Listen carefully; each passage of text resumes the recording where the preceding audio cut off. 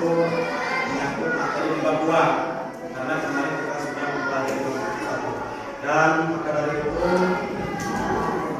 alangkah baiknya kita mengecek kehadiran di kelas 12. Untuk kali ini siapa yang tidak hadir? Ada berapa orang? Atau hadir semua? Hadir semua? Alhamdulillah hadir semua. Oke, mudah-mudahan kita diberikan kesehatan ya, mendapatkan ilmu yang bermanfaat bagi kita semua. Dan untuk selanjutnya kita menuju ke KSE, kesadaran sosial emosional ya. Dalam KSE di sini dalam artian kita mengucapkan kebiasaan sebelum belajar, yaitu dengan adanya budaya positif. Nah, dengan adanya budaya positif, karena di dalam pembelajaran ini Bapak memiliki 3 bagian. Yang pertama pembukaan, inti, dan penutup. Di tahap pembukaan insya Allah kurang lebih 20 menit ya. 2 CP kan jadwal kelas sekarang 2 CP, 2 jam pelajaran.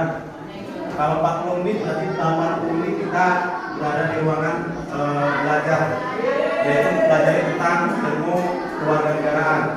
Dan untuk pembukaan, kenapa Bapak terlalu banyak 20 menit? Itu karena dimasukkan dengan KSE, kompetensi sosial emosional kita. Jadi sebelum belajar kita harus menyadari diri terlebih dahulu. Nah, maka dari itu sebelumnya mari kita simak bareng-bareng ya video ini. Ini yaitu salah satu bagian dari budaya positif yang ada di kita, karena kita mayoritas Islam. Membaca doa tadi sudah, salam sudah, tinggal kita kebiasaan dengan pelajaran Bapak yaitu membacakan ayat-ayat suci Al-Quran, surah-surah pendek yang menurut tidak sorot. Tapi untuk kali ini kita membacakan Asmaul Husna. Sudah siap Mak? Silakan. Silakan Mak, silakan. Oke. Kita lihat aja yang bareng-bareng.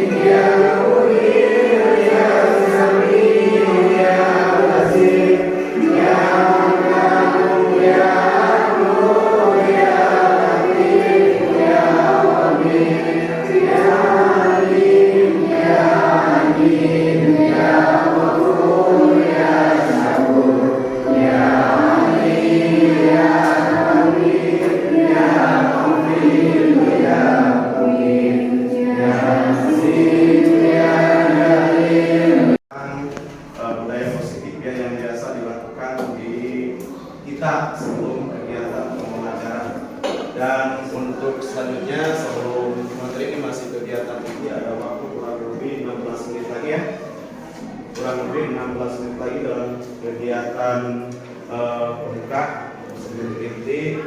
Dan ini ada sebuah stop ya, model stop.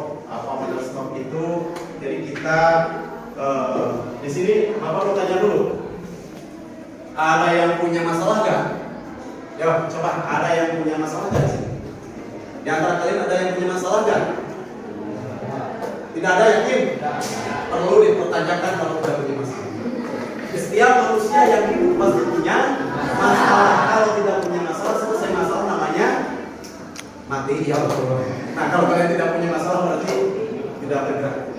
Nah, jadi intinya kita pasti punya permasalahan, tapi tolong untuk saat ini masalahnya simpan dulu di saku, simpan dulu di kolom meja ataupun disimpan di bawah kelas. Kita fokuskan, kosongkan pola pikir kita, fokus untuk mengisi dalam kegiatan pembelajaran. Siap? Dan sebelumnya Bapak instruksikan pada kalian, coba tangan kanan taruh di atas paha kaki kanan, dan tangan kiri taruh di atas paha kaki kiri. Pandangan lurus ke depan. Oke, pandangan lurus ke depan. Coba pejamkan mata sekejap.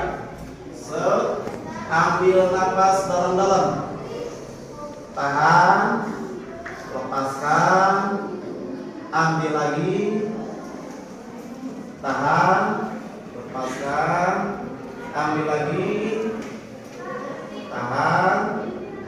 Lepaskan pelan-pelan. Gimana perasaannya? Sudah relax kan? Relax? Masalah tidak terbayang? Oke. Untuk selanjutnya, mari kita resapi. Ada sedikit kalimat dari saya. Kenapa Bapak menggambarkan ini? Yaitu tentang kesadaran diri terhadap kita. Karena kita adalah manusia biasa ya. Kita manusia biasa, tidak punya apa-apa di hadapan Allah. Meskipun jabatan tinggi, meskipun kita memiliki kekayaan dunia yang begitu melimpah, tetapi tidak artinya di hadapan Sang Pencipta. Nah, makanya Bapak memberikan sebuah motivasi ini, sebuah kegiatan pembelajaran bagi kita semua. Tolong resapi, tolong perhatikan, dan kita yakini dalam pola pikir kita, ikuti apa kata hati kita, dan tolong ikuti makna dari kalimat yang Bapak ucapkan. Ketika kalian tadi berangkat ke sekolah dari rumah, coba bayangkan oleh masing-masing, apakah kita meminta izin dulu ke orang tua? Jawabannya dari kalian masing-masing. Meminta izin dulu ke orang tua? Ucapkan salam dulu tidak ke orang tua? Minta doa dulu ke orang tua ketika kita berangkat ke sekolah? Bayangkan hari kita sendiri, bayangkan oleh kita masing-masing. Sedangkan apa yang mereka inginkan untuk kita, tidak lain tidak hanya bukan mereka yang inginkan, hanya satu, ingin memiliki anaknya yang soleh dan soleh. Apakah semudah itu dilakukan? Ingin menjadi anak soleh? Tidak. Perlu perjuangan, perlu pengorbanan, dan perlu adanya sebuah mendobrak sebuah rintangan, hambatan dan gangguan. Maka dari itulah jadilah kebanggaan orang tua kita, jadilah kebanggaan orang tua kita, dan jadilah orang tua kita semakin sayang kepada kita dan merasa bangga memiliki anak yang soleh-soleh. Tujuan mereka memasukkan kalian ke pendidikan adalah untuk menjadi anak yang soleh dan soleh. Coba bayangkan oleh pikir kita, ingin tercapainya yang diinginkan oleh mereka. Mereka rela berkorban tenaga, berkorban pikiran, berkorban demi waktu, terus berputar. Mereka perhitungkan untuk kita. Seperti apa?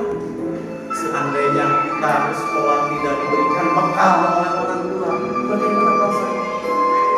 Mau sama teman yang lain jajan kita melihat saja, atau gigit jari teman kita yang sedang makan jajan. Pastilah semuanya juga kalian membawa bekal di sekolah dari orang tua. Nah, orang tua yang memikirkan semua itu, bagaimana caranya supaya anaknya bisa beli pakaian seragam sekolah, beli perlengkapan alat tulisnya, maka mereka berkorban buat kita. Ada yang kuliah begitu beban yang sangat berat. Bayangkan kita kan di kampung punya orang tua kita, ayah kita yang memikul kayu begitu berat. Masa sudah berumah dulu, bapak demi siapa itu? Demi anaknya. Maka bapak sekali lagi jangan sia-siakan pengorbanan orang tua kita ya. Jangan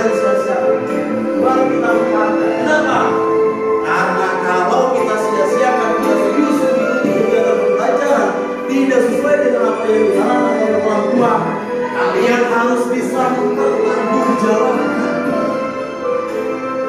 tetesan keringat orang tua kalian bantu pulang demi membiayai kalian, harus bisa kita pertanggungjawabkan. Kalau kalian mengkhianati keinginan orang tua, sama saja kalian meneteskan percikan api neraka. Setiap tetesan keringatnya itu menjadi percikan api neraka. Apakah tega kalian memiliki orang tua yang begitu bantuan bekerja keras demi kita, oleh kita disia-siakan? Makanya Bapak harapkan, Bapak inginkan, jadikanlah percikan tetesan air keringat orang tua kalian yang sudah bertulang demi kalian membiayai itu. Satu tetesan mereka harus kalian bertanggungjawabkan dengan menjadikan emas mutiara. Apakah sudah siap? Contoh kalian yang inginkan oleh orang tua itu lanjut ke sekolah, dibiayai, diberi pakaian, diberi perlengkapan sekolah, tetapi kalian tidak masuk ke sekolah, belajar hanya cuma duduk di kursi, melihat teman, dan bergoyang dengan teman. Itu adalah salah satu bagian kalian mengkhianati pengorbanan orang tua. Nah, makanya Bapak minta kepada masih untung yang ada, coba bayangkan yang sudah tidak ada. Setiap mau berangkat ke sekolah, kita mau minta doa ke siapa? Orang tua kita sudah meninggal. Setiap kita mau berangkat ke sekolah, kita mau dikasih jajan ke siapa? Oleh saudara itu tidak sama dengan orang tua sendiri. Mau berangkat sekolah itu kita ucapkan salam kepada siapa? Apakah kita bisa ucapkan salam jabatan tangan langsung ke kedua? Tidak bisa. Hanya satu-satunya bagi kalian yang sudah tidak ada orang tua yang sudah meninggal dunia, yaitu adalah dengan berdoa baiklah pada orang tua.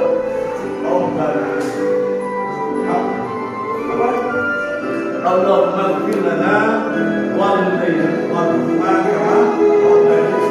Hanya itulah satu-satunya yang menyampaikan mereka adalah doa yang baik. Dan bila kita di dunia itu akan memberikan efek pada orang tua kita yang ada di alam baru atau alam baru. Kalau misalkan kalian nanti setelah keluar dari sekolah ini berperilaku buruk, suka maksiat, maka kemaksiatan itu akan terus sekali ke orang tua kalian. Tapi kalau kalian keluar dari sekolah ini, setelah selesai mengamalkan ilmu yang kalian dapat dan terus berdoa, berperilaku baik, amal kebaikan akan selalu mengalir ke orang tua, merasa bangga dan bahagia tersenyum di alam surga sana.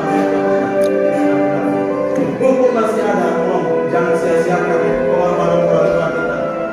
Kita harus benar-benar belajar fokus supaya tercapai dengan apa yang mereka cita-citakan, yaitu ingin menjadi anaknya yang sukses, anak yang soleh dan soleh. Apakah kita sudah siap? Itu pertanyaannya. Maka dari itu, permasalahan apapun kita hilangkan, kita fokus belajar untuk mencapai masa depan kita, supaya kita bisa mengamalkan dalam kehidupan di alam dunia ini, sehingga nanti akhirnya kita mendapatkan buah yang manis. Mungkin itu yang kita bisa Bapak sampaikan untuk kesadaran sosial emosional kita dalam pembelajaran ini. Mohon maaf jika ada kekurangan. Mungkin sampai di sini karena ini batas waktu, ada waktu 2 bintang itu. Ya, terima kasih. Dan sekarang coba pejamkan mata terlebih dahulu.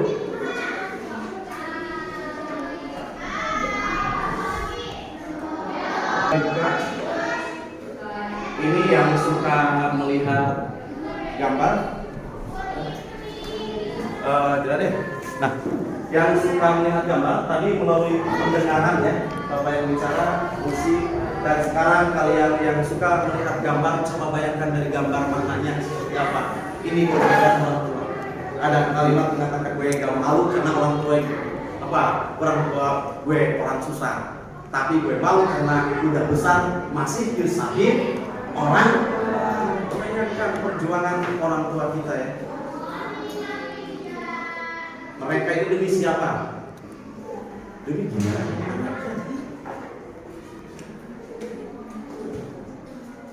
Nah, ini kebanggaan mereka meskipun jadi seorang anak dari pelosok yang jauh dari papan perkotaan, bahkan bukan kota, kampung yang begitu jauh, tapi mereka yang inginkan adalah kesuksesan dari anak. Ini yang mereka harapkan salah satunya. Nah, meskipun ini adalah sebagai seorang tukang beca orang tuanya, tapi berharap anaknya menjadi dokter. Saya namanya dulu viral, pernah viral ini, anaknya menjadi dokter, sekarang menjadi dosen. Ini tuh ya, untuk KSE pas sudah habis waktunya dalam KSE, dan kita sekarang kembali lagi ke materi yang akan belajar. Bapak akan menyampaikan materi yang akan kita pelajari sekarang, yaitu tentang perlindungan dan penegakan hukum di Indonesia. Tujuannya untuk apa mempelajari ini?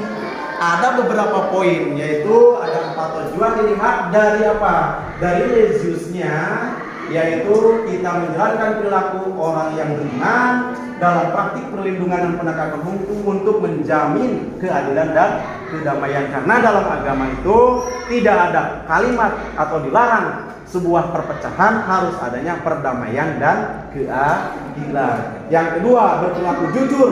Nah, kalian harus siap berperilaku jujur. Kenapa? Karena kejujuran itu akan membawa kebaikan pada kita. Maka di sini kalian setelah mempelajari bab 2 tentang penegakan hukum, maka kalian diharapkan berperilaku jujur dalam praktik perlindungan dan penegakan hukum di tengah masyarakat nanti. Terus selanjutnya kita harus mengevaluasi praktik perlindungan dan penegakan hukum untuk menjamin keadilan dan kedamaian. Setelah itu nanti kalian bisa mendemonstrasikan, menerapkan dan mengevaluasi, yaitu praktik perlindungan dan penegakan hukum untuk menjamin keadilan dan kedamaian. Itu tujuannya pelajari maksudnya. Itulah tujuan pembelajaran kita pada kegiatan pertemuan kali ini ya. Dan kita sudah memasuki ke inti. Kegiatan inti itu kurang lebih 50 menit ya. Dan nanti penutup pada 10 menit. Untuk selanjutnya kita pembuatan kesepakatan kelas terlebih dahulu sebelum aktivitas pembelajaran. Dalam kesepakatan kelas di sini, cum siapa sekretarisnya? Ada? Silakan bikin kesepakatan kelas 12. Untuk kesepakatan kelas, yaitu diambilnya dari mana? Atau kesepakatan kelas dari kita warga kelas 12. Jadi diharapkan di antara kalian harus bisa memberikan atau masukan mengenai tentang isi atau poin kesepakatan kelas. Siap? Silakan. Poin pertama siapa? Ayo, silakan. Siapa? Ayo. Ya, boleh. Apa yang pertama? Tidak boleh makan di kelas sedang belajar. Silakan dicatat sekretaris. Yang pertama, tidak boleh makan ketika belajar di kelas atau tidak boleh makan di kelas ketika belajar. Sepakat semua? Sepakat? Silakan catat. Poin kedua, cum siapa? Ayo, boleh. Bagaimana menurut kamu? Tidak boleh bolos saat waktu pelajaran. Bagaimana semuanya sepakat ya? Tidak boleh bolos ketika waktu belajar. Silakan sekretaris catat. Kita nanti harus dibikinkan ya dalam apa? Dalam portofolio mading, dibikin madingnya ya. 2, ada lagi minimal 5 aja. Cukup. Siapa ayo?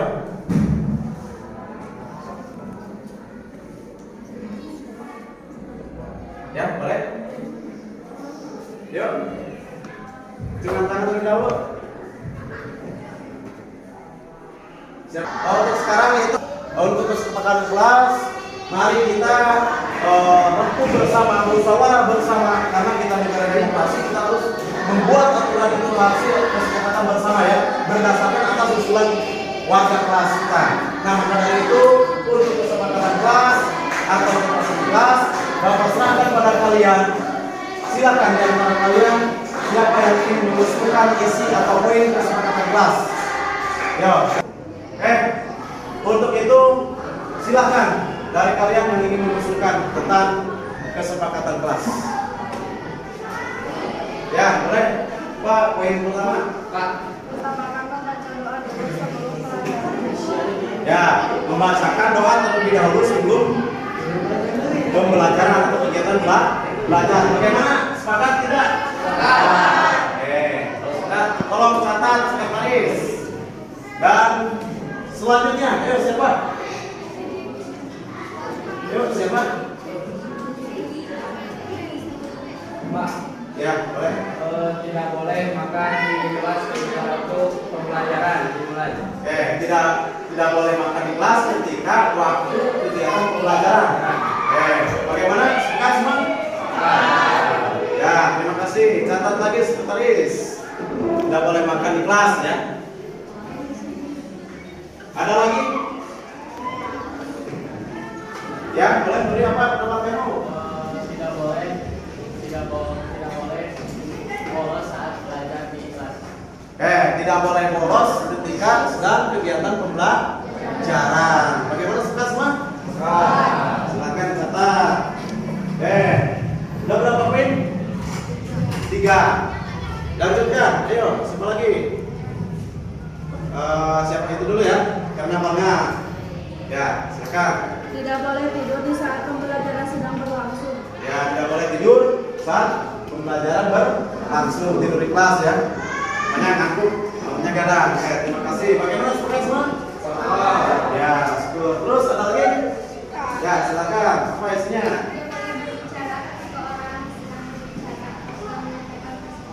Ya, tidak boleh risu ataupun berisik berbicara dengan teman ketika ada teman kita sedang mempresentasikan hasil kerja kelompoknya atau dulu sedang berbicara menyampaikan materi-materi yang sedang dibahas. Bagaimana sepakat itu? Jadi intinya kita simpulkan tidak boleh berbicara ketika orang lain sedang berbicara. Kalau bisa dalam kesepakatan itu tidak usah memakai kata tidak boleh ya. Nanti kita dievaluasi bersama ya. Jadi misalnya kita harus menghargai orang lain ketika sedang berbicara. Kalimat tidak bolehnya itu harus dibuang karena negatif ya. Karena di dalam kesepakatan kelas itu kata-katanya kalimatnya harus yang memuat positif. Oke, ini yang pertama, kita minggu depan akan dievaluasi dan kita simpulkan. Terus nanti kalian bikinkan dalam kertas-kertasnya, dibikin mading, dan itu setiap kegiatan pembelajaran setiap hari harus kalian ingat, harus kalian patuhi aturannya. Kenapa? Karena kesepakatan dari kelas 12 berlakunya juga untuk kelas 12. Mau tidak mau karena ini adalah keinginan kalian. Oke, udah tercapai kesepakatan kelas. Langsung kita ke pembagian kelompok ya. Sebelum materi kita pembagian kelompok. Untuk pembagian kelompok, karena mati lampu ya barusannya, idealnya. Jadi kita menggunakan hal yang sederhana saja ya. Karena tidak ada yang tidak mungkin. Masalah sarana prasarana kita harus bisa memanfaatkan yang ada. Tidak harus pembelajaran harus menggunakan alat elektronik. Nah, pada itu bagaimana pendapat kalian dalam kegiatan atau pembentukan kelompok? Apakah mau dikocok, apakah mau dihitung, atau bagaimana? Biar cepat. Sepakat semuanya dihitung? Oke, kita mulai dari laki-laki ya, atau dari perempuan. Ini adalah kalau bisa dalam satu kelompok itu laki-lakinya ada, perempuan aja ya. Oke? Atau laki-laki ada berapa lagi? 1, 2. Berarti 4 kelompok ya? 4 kelompok. Berarti kita digeser aja. 1, harus ingat ya. Masing-masing. 1, 2, 3, 4. Terus ingat. 1, 2, 3, 4. Yang belakang 1, 2, 3, 4. Yang belakang 1, 2, 3, 4. Tadi sisa 1 ya? 1, 2, 3, 4. Ini sisa yang 2 lagi. Bagaimana pendapat kalian? Mau kemana kah? Kelompok berapa? Bebas. Kalau bebas, misalkan saya serahkan kepada kalian, mau di kelompok berapa? 2. Kelompok 2, kelompok berapa? 3. Karena kalau saya suruh itu sama saja dengan ada diskriminasi. Merdeka belajar sebetulnya ya, kita serahkan kepada sudah? Cung yang kelompok 1. Kelompok 2. Kelompok 3. Silakan di masing-masing kelompok bergabung.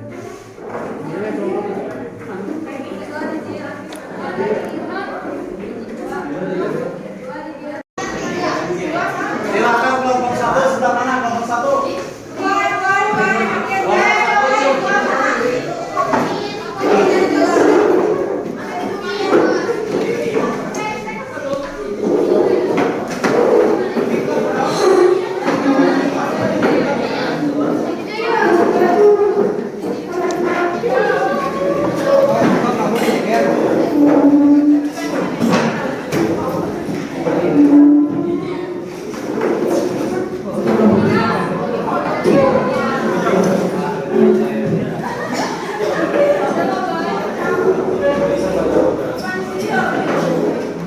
Dan sebelum bergabung, itu yang belakang kalau bisa sini ya, supaya kelihatan kerjasamanya. Bagus aja ya, sini gabung, kelihatan kerjasamanya. Dan selesai semua. Show kelompok 1, 2, 3, 4. Nah, ini Bapak akan menggunakan pembelajaran PBL ya. Kalau minggu depan insya Allah kita PJPL. PBL itu disebutkan dengan permasalahan atau problem dan sebab ini. Dari apa? Pembelajaran disebutkan permasalahan. Jadi kalian mengkaji materi. Di sini Bapak sebetulnya menerapkan diferensiasi ya, diferensiasi konten dan proses. Tetapi kita punya mati ya, sekarang mati lampu. Jadi disilakan dibuka buku paketnya, dibuka buku catatannya, dan diskusi di antara kalian yang bawa handphone boleh sharing menyangkut tentang materi yang kita pelajari dan dirangkum nanti dimasukkan di LKPD ya. Akan Bapak bagikan LKPD-nya, tetapi sebelumnya ini waktunya lama lumayan ya. Kurang lebih 30 menit ya dalam kerja kelompok. Waktunya 30 menit kurang lebih. Nanti setelah selesai nanti kalian harus bisa menyampaikan kepada teman-teman kalian yang menyangkut dengan materi apa tadi? Materi apa? Materinya yang kita bahas sekarang? Nah, tentang itu kalian hasil pengkajian kalian versi kerja kelompok dituangkan dalam LKPD, nanti dipresentasikan di depan ya, di depan kelas. Itu dalam presentasi aturannya, yang pertama harus ada moderatornya, yang kedua harus ada presenternya, yang ketiga harus ada pencatat dalam sesi tanya jawab, yang keempat harus ada penjawab maupun penanya. Dan dari masing-masing kelompok yang lain yang tidak presentasi, kalian diharapkan minimalnya 1 tanggapan, 1 pertanyaan pada kelompok yang sedang presentasi. Kira-kira? Oke, sekarang Bapak bagikan LKPD-nya ya. Dicantumkan dulu namanya ya, masing-masing nama. Terus dalam kerja kelompok, ini yang perlu kalian ingat. Dalam kerja kelompok di sini ada penilaian. Penilaian kolaborasi, ada penilaian kepribadian kalian dalam kerja kelompok, kerjasamanya bagaimana. Terus penilaian sikap kalian ketika dengan teman kerjasamanya seperti apa. Nah, makanya Bapak nanti akan melakukan penilaian. Waktunya tadi 30 menit, sekarang 27 menit lagi. Silakan.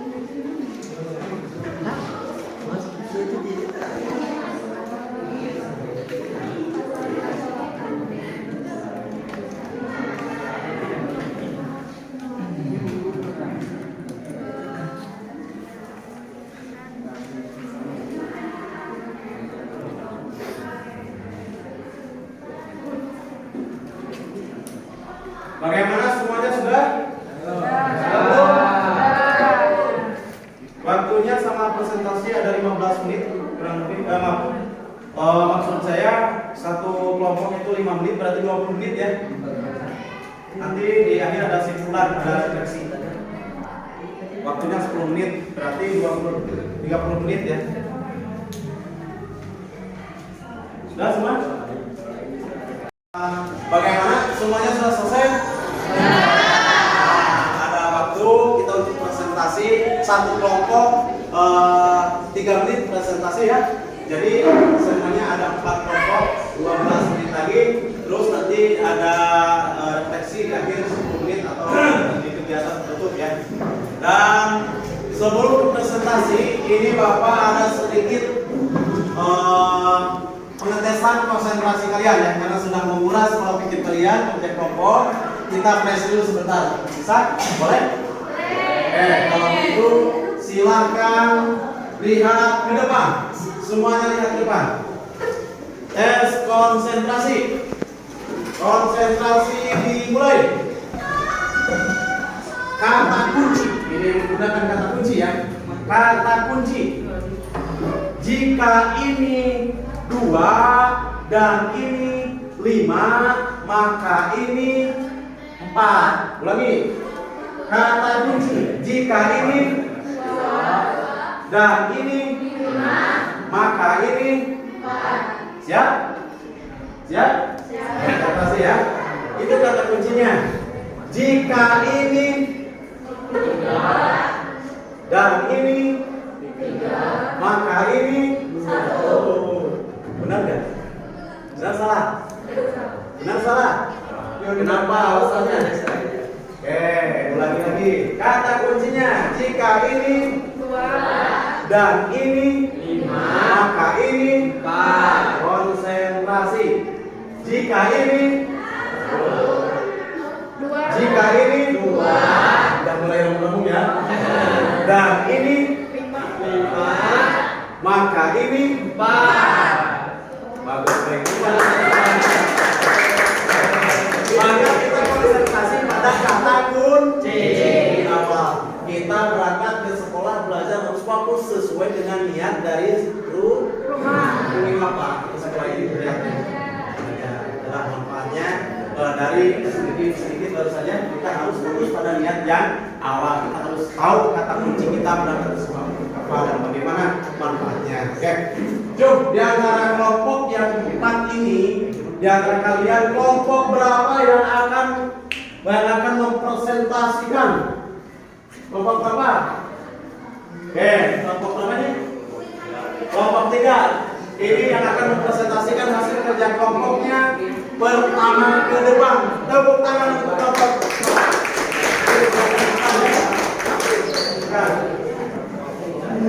Di depan kelas saja, di sini. Sini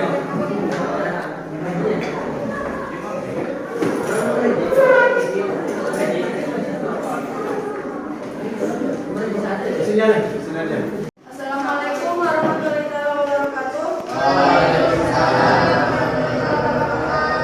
Kami dari kelompok 3 ingin mempresentasikan perlindungan dan penegakan hukum. Untuk present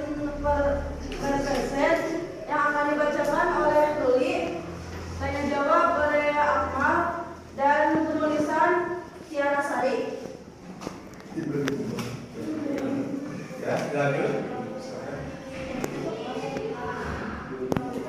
Perlindungan dan penegakan hukum. Konsep dan penegakan hukum. Perlindungan hukum pasal 26 UUD 1945 mengatakan bahwa setiap orang berhak atas pengakuan jaminan perlindungan dan kepastian hukum yang adil serta diperlakukan yang sama di depan hukum. Perlindungan hukum adalah segala upaya penentuan dan pemberian bantuan hukum kepada aman pada saksi dan atau korban. Perlindungan hukum mendorong adanya aturan upaya bisa menjamin hak-hak warga negara. Jaminan tersebut bisa berupa dokumen yang sifatnya tertulis. Dokumen tersebut harus dibuat pemerintah dalam bentuk peraturan perundang-undangan. Keberadaan UUD dalam suatu negara menjadi perlindungan hukum bagi penentuan hak-hak warga negara. Terima kasih. Untuk sekarang, anggapan atau pertanyaan dari setiap kelompok atau tanggapan pertanyaan kepada untuk materi perlindungan dan penegakan hukum. Silakan ya, masing-masing kelompok memberikan satu tanggapan dan satu pertanyaan digital. Ya, masih ada waktu ini. Dari kelompok berapa? Ya, silakan. Assalamualaikum warahmatullahi wabarakatuh. Perkenalkan, nama saya Sipan Husyami dari perwakilan dari kelompok 2. Izin bertanya. Ya. Apa yang dimaksud perlindungan hukum? Assalamualaikum warahmatullahi wabarakatuh. Silakan. Silakan kelompok yang lain, ada lagi pertanyaan. Itu catat dari kelompok 2 pertanyaan.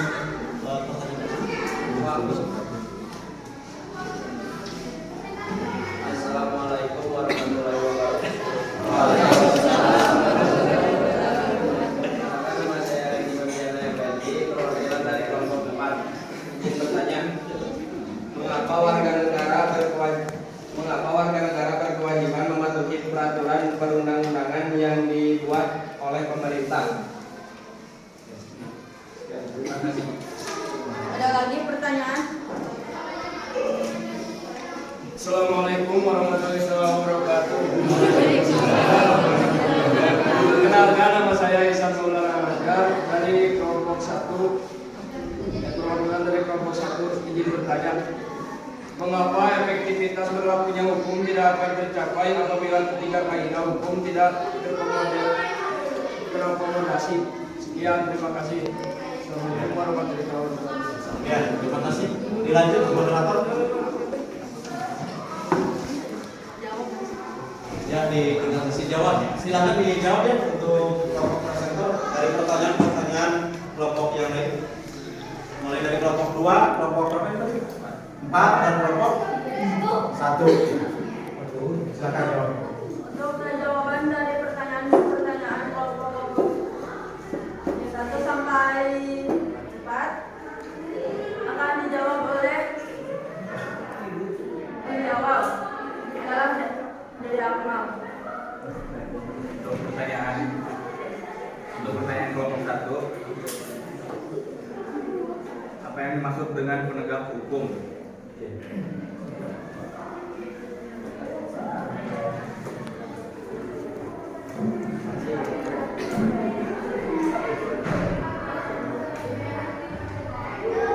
Penegak hukum adalah segala upaya pemenuhan dan pemberian bantuan untuk memberikan rasa aman kepada saksi dan korban.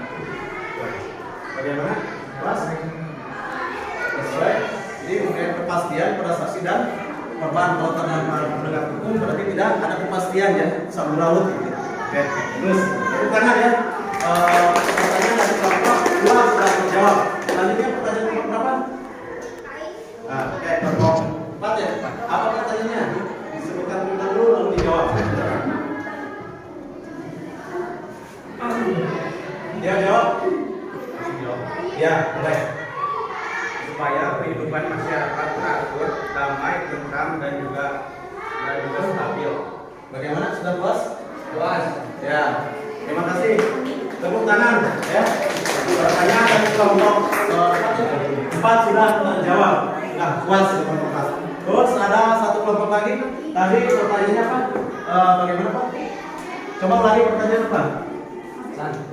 Mengapa efektivitas berlakunya hukum tidak akan tercapai? Oke, mengapa efektivitas hukum tidak tercapai yang di Indonesia sekarang ya sedang terjadi? Yuk, silakan dijawab oleh kelompok presenter. Karena banyak penegak hukum yang tidak tegas dan adil. Karena banyak para penegak hukum yang tidak tegas dan tidak adil sesuai aturan yang sudah diberlakukan. Oke, tepuk tangan ya. Semua pertanyaan sudah terjawab dari kelompok berapa nih? Kelompok 3 ya. Nah, maka dari itu mari kita simpulkan. Jadi simpulannya di Indonesia wajib ditegakkannya negara hukum. Karena apa? Itu untuk mengatur seluruh kehidupan warga negaranya dan memberikan sebuah kepastian hukum serta perlindungan hukum bagi setiap warga negara. Kalau tidak dijalankan hukum seperti dengan adanya aparatur hukum yang tidak tegas, maka hukum akan dicemooh. Nah, intinya kita patut bersyukur pada Tuhan Yang Maha Esa bahwa negara kita sudah memiliki peraturan perundang-undangan yang menyangkut dengan negara hukum. Paham tidak?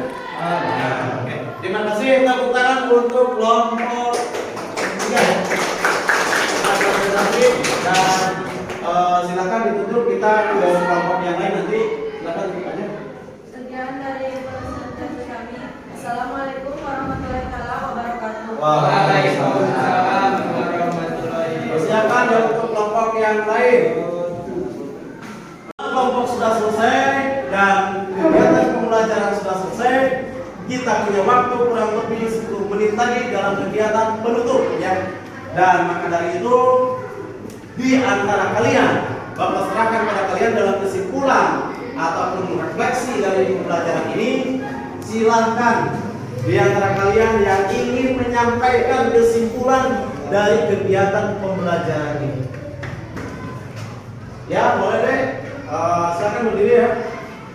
Kesimpulan dari dia apa? Coba kita perhatikan dan dengarkan. Kesimpulan dari pembelajaran ini, negara Indonesia adalah negara hukum yang berarti setiap perubahan aparat negara harus berdasarkan hukum, serta setiap warga negara harus menaati hukum. Dengan perkembangan dunia yang makin kompleks, tidak jarang muncul berbagai permasalahan serius yang perlu mendapatkan perhatian. Mungkin permasalahan yang timbul itu bisa berupa pelanggaran terhadap norma-norma yang ada dalam kehidupan masyarakat maupun aturan-aturan yang bertendasi untuk menciptakan suatu fenomena yang bertentangan dengan kaidah norma dan kaidah susila serta aturan-aturan hukum.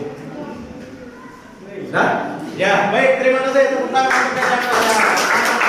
Jadi perlindungan hukum itu adalah wajib untuk bangsa negara dan wajib kita taati dan patuhinya.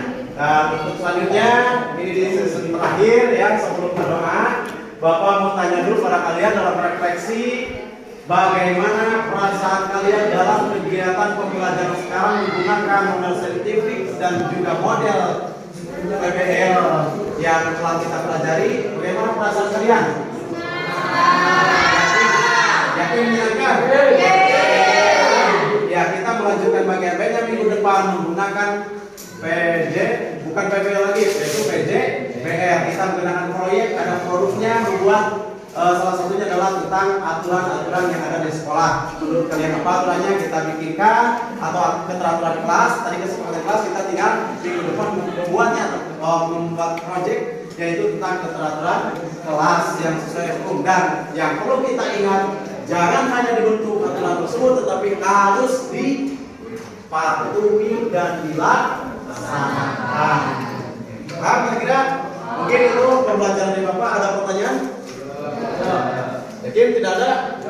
Dan untuk tugas di rumah ya, nanti Bapak digeserkan linknya di grup ya melalui quizzes. Ada 20 nomor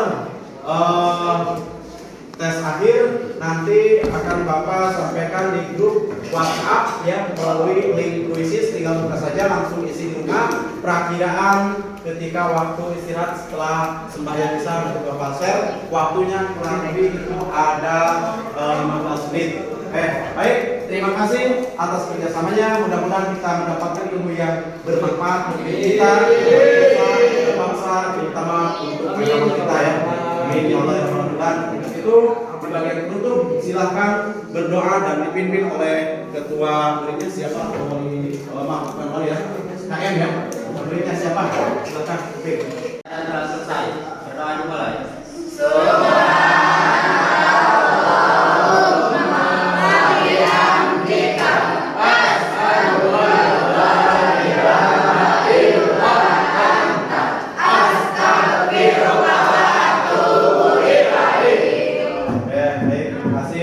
Tolong sampaikan salam pada orang tua kalian ya. bahasa semua data KPD dikumpulkan, data KPD-nya yang barusan misalnya dikumpulkan semua. Ya.